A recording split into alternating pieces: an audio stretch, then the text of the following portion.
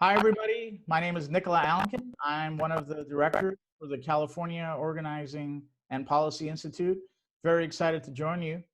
Today, we have myself and Ernie Powell, our other director for this organization.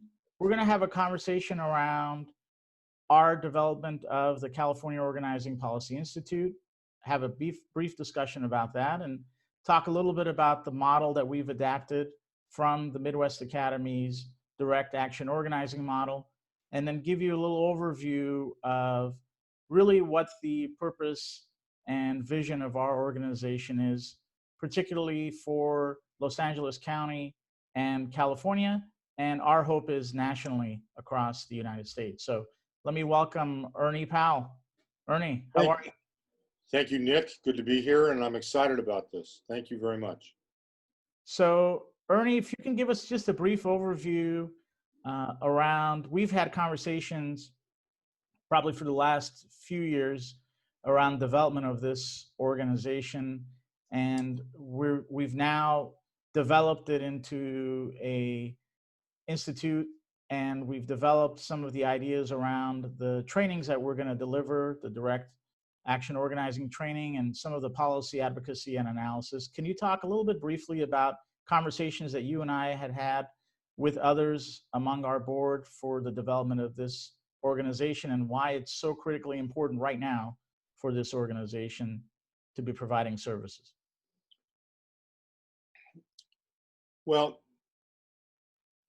there's a very obvious need during this period and this period forward that citizen power needs to be just that, citizen power, and that as we move into what one would call a period of austerity because of budgets being strained at the state, at the local, state, and federal level, that good people who care about each other and care about our country need to have the political and organizing tools to fight the good fight, whether it's to protect Social Security, whether it's to expand Medicare and Medicaid or protect Medicare and Medicaid, whether it's to get a street light installed on your corner,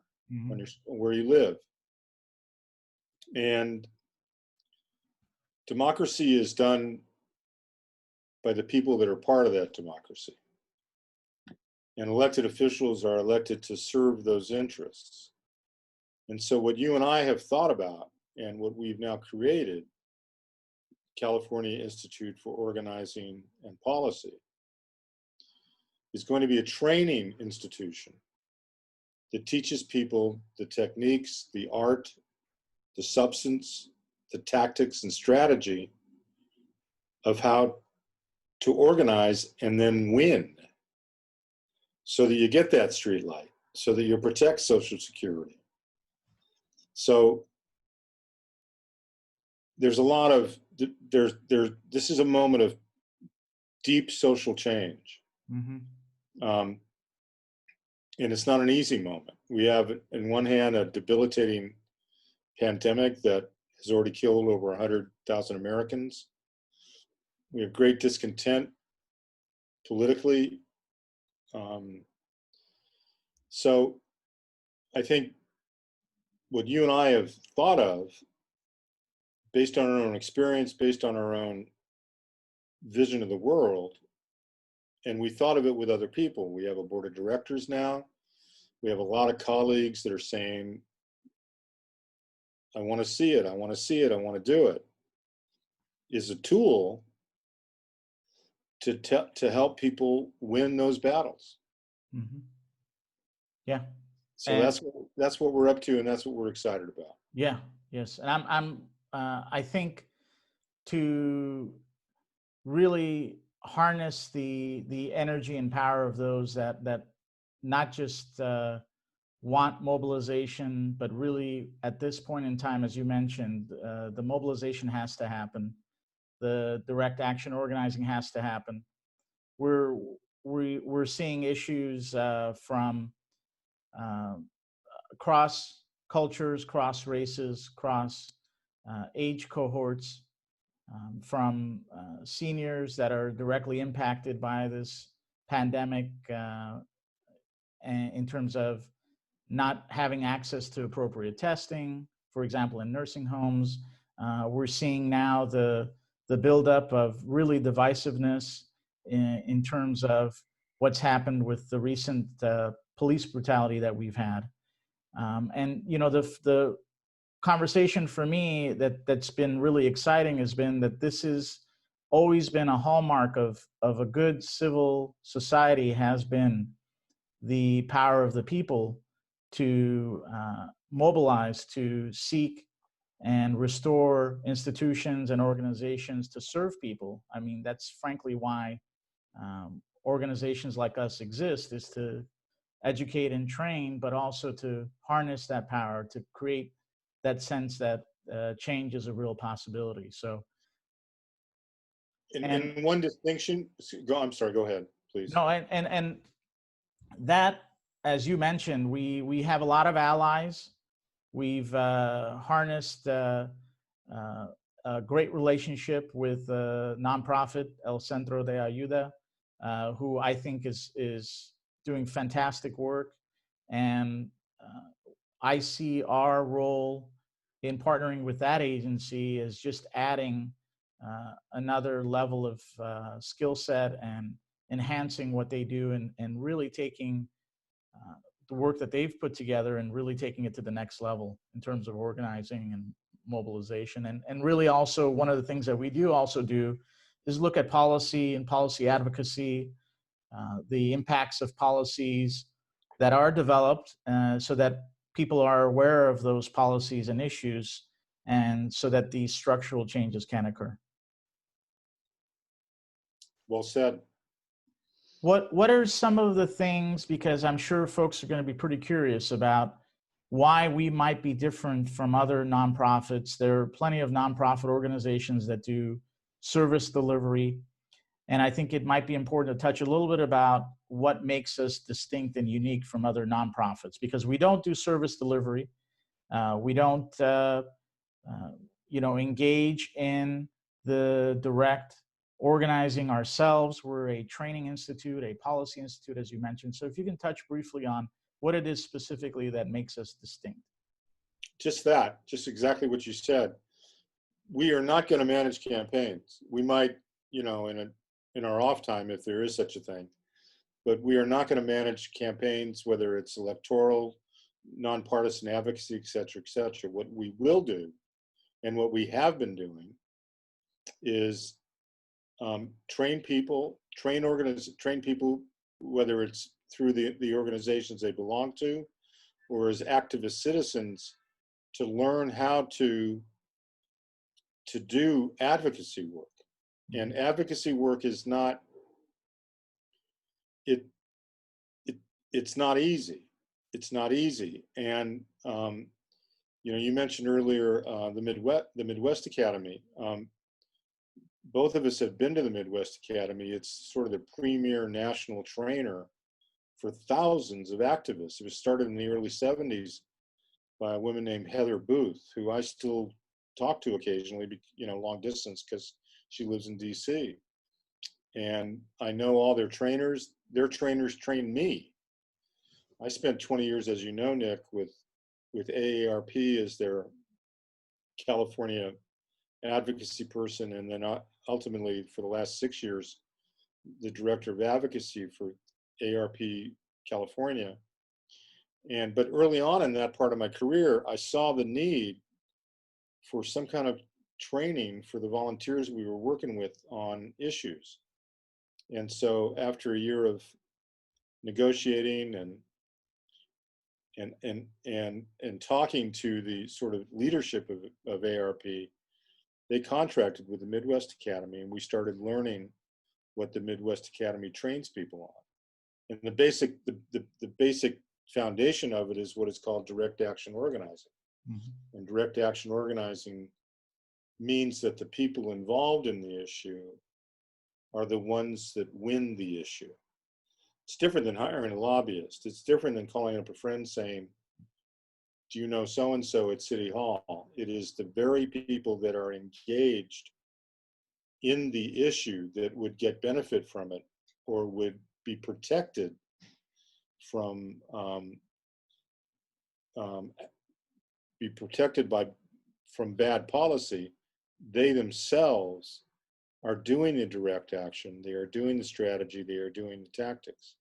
Mhm. So we want to see lots of we will, in the course of time, through the training we do, create people that have the skill sets that help people win, you know. Yeah. And partnering with the group in East LA that you mentioned a minute ago is a great place to have our office and to have our location and to have our relationships, because you're talking about low-income families, you're talking about low-income retirees, and as we are there, and as we put our office there, which we tried to do, and then the pandemic hit, and which we will do, I hope fairly shortly. It's a great beehive to be in, because you got the academic side, Cal State Los Angeles, which is somewhat around the corner. Mm-hmm. You know, you're in the middle of LA, and you've got lots of opportunity and a very sympathetic administrative staff that's very happy that we're going to be there. So this will kickstart some good results, and I'm confident in it. Yes, I'm very excited about it as well too, and I think simply because the organization El Centro and our vision in terms of as we've talked about it, as lifting groups of people and providing them with power and empowerment, and I think the distinction, as you mentioned, the ability, our ability, the organization's ability to train, and then not only just train groups of people, but those folks will be training others ultimately. And those are the constituents that we have in our communities that are going to make the change. And I'm also excited because our organization, the policy piece of it also, I think, is very parallel to the mobilization and organizing aspect, and I think that's also very distinct. I can't think of an organization that is doing both here, particularly in LA County, and I would even say in California, where we have a dual purpose of training or organizers, of looking at policy, and having individuals be policy influencers and advocates. So. The other thing that we've talked about, I think people would be interested in knowing or hearing, is part of why there makes our organization very distinct, and I think the appeal that we will have to other organizations. You mentioned a little bit about your work with AARP, and I've done some work myself. We've both been involved. We've, for example, did a clinic 2 years ago for DACA recipients, where we were able to mobilize attorneys to help individuals and families that were DACA recipients. And very soon we should be hearing from the Supreme Court in terms of DACA, and that'll obviously be an opportunity to organize and mobilize as well. We've done work with students in terms of institutional change. We've done work with populations that are the elderly and older adults, and their impact by not only the pandemic, but in terms of access to services. So the other thing that makes our organization, I think, very unique is we can, with the expertise that we have, along with our board, we have a very strong board, and I think we'd be remiss if we didn't talk about the strength that there is on our board. Those things, the location of our office, the history, the organizing history that you have, and my background in academics and also in direct clinical practice and social service delivery, I think it's going to be fairly difficult to say that there can be another organization that exists here in LA and even in California that does what we do. So maybe we can spend a little bit of the time we have left talking about, we've discussed this before, you and I, but what are some of the issues that are coming up in the near future? Um, I think most of us are looking more now towards the future than the present because of the pandemic. Most of us want to move into a society and a world where that we're not just in fear of the pandemic, but we are have a grasp on this virus, this illness, and it's decimated communities, senior communities, communities of color. The disproportionate communities, unfortunately, have been really hit hard by this virus. We're seeing quite recently civil unrest, and not just localized civil unrest, but civil unrest across the nation. And we do want to mention that we're 5 months away from a historic election. I think every time there's an election, we see it as a historic election, but this is truly a paramount and historic election. So what might be some of the issues that